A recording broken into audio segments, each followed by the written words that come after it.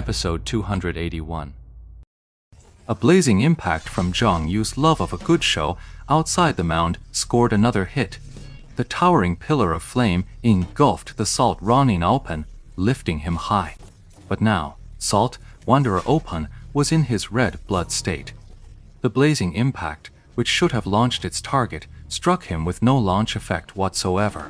Salt Wanderer Opan countered with a backhanded slash, a massive arc of sword, light flashing out to cover a full 270 degrees.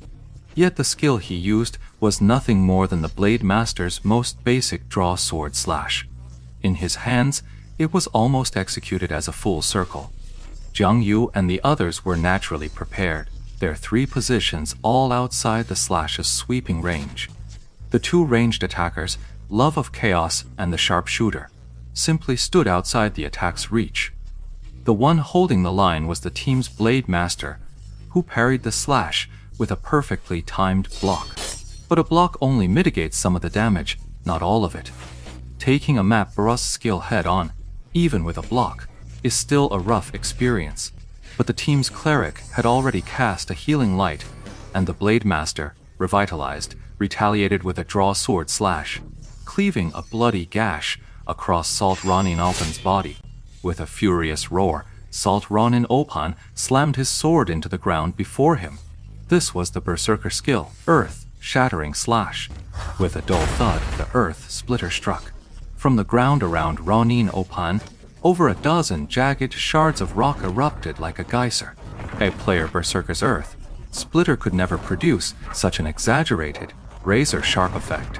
Clearly, this was the BOS's enhanced version of the skill, and it had evolved after entering its enraged state. Ye Xiu quickly called out to Chang Ru and Bao Ji. Alright, check out this skill. The Salt Ronin's ult. Pan attack comes out super fast, really tough to interrupt. The Flying Debris is random and fast, making it hard to guard against. But if it erupts right under your character's feet, there's a slight ground swell just before it bursts. It's a very subtle change. But if you're observant, you can spot the instant the horizon line in your view shifts upward. If your reaction is quick enough, you can dodge this attack. That striker just dodged it. Even as Ye Xiu was speaking, the elite squad from Tyrannical Ambition was being thrown into disarray by the skill's impact. The dodge method he described was something they were aware of, but pulling off a move like that is never a sure thing. Even Ye Xiu wouldn't dare claim he could pull it off every single time. Of the 6 players on the field, 4 were within the attack's range. 3 were hit by the stone fountain. In the end, only the striker managed to jump clear using that method. The other 2, a Blade Master and a Berserker. The Berserker was the player who had discovered the BOSS. He was no top-tier expert to begin with, so getting blasted was a foregone conclusion. The Blade Master did manage a dodge roll. He was just a fraction too slow. His dodge roll was caught by the spray of rubble, turning it into more of an awkward, flailing stretch. But faced with this situation, the elite players of Tyrannical Ambition clearly weren't panicking. They were prepared. The 2 ranged attackers outside kept up their focused fire, while the cleric worked to restore the Blade Master. The striker dodged the spray of stone shards, then dashed back in with a rushing punch, followed by a grappler's back throw, successfully seizing and slamming the Salt Ronin Opan to the ground. He bought them the time they needed to steady themselves. This one exchange made it clear the Berserker, who'd spotted the boss, was operating on a different level than the other 5, completely out of sync with their teamwork. Keep it up! We're almost there! Jiang Yu shouted loudly. That Blade Master had already leapt into the air the moment Salt Ronin Open rose to unleash his shockwave. Just as the tremor arrived, he executed a silver light falling blade, slipping into the opening with perfect timing. The Salt Wave Ronin Alpen was hit. But this non-mandatory knockdown grab skill simply couldn't floor him. The Salt Ronin Alpen slashed back with a reverse-handed strike. The Blade Master parried again, then countered with a draw sword slash. Clearly, This guy's attack patterns were textbook. But textbook moves are the most effective in PvE. Jiang Yu's heart was pounding with excitement. This boss was finally about to be taken down. A wild boss, no matter its level, was always valuable. Even a top-tier expert like him, who hailed from the divine realm, couldn't help but feel a surge of excitement over this. Again, keep it up. Jiang Yu continued to shout. The others, clearly sensing victory within their grasp, had their morale soaring. They poured on the DPS. The Blade Master stepped forward to seize aggro. After the attack, he followed up along the Ronin's Ao Pan with a counter. The Blade Master's block was precise once more. At the same moment, 3 figures suddenly flew out from behind a nearby mount. Soft Mist number 2, Steamed Bun number 5. Logger.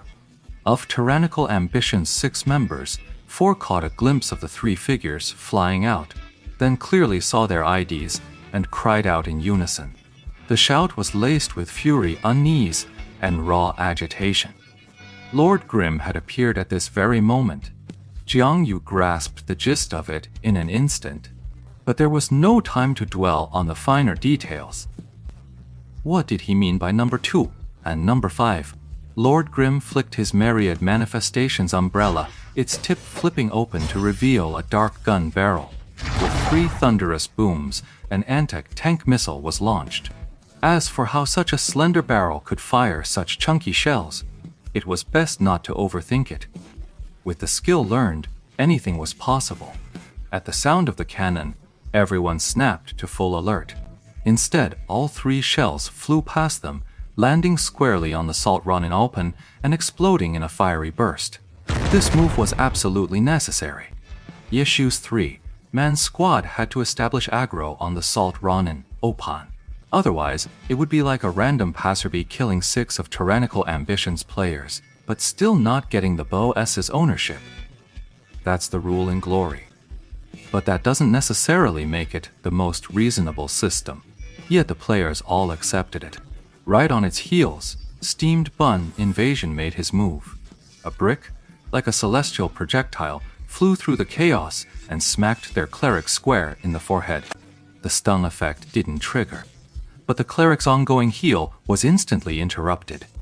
Yishu's command had been predictive, calculated for the precise moment when the cleric would inevitably begin healing the Blade Master acting as the main tank, so he told Steamed Bun Invasion in advance which opening attack to use.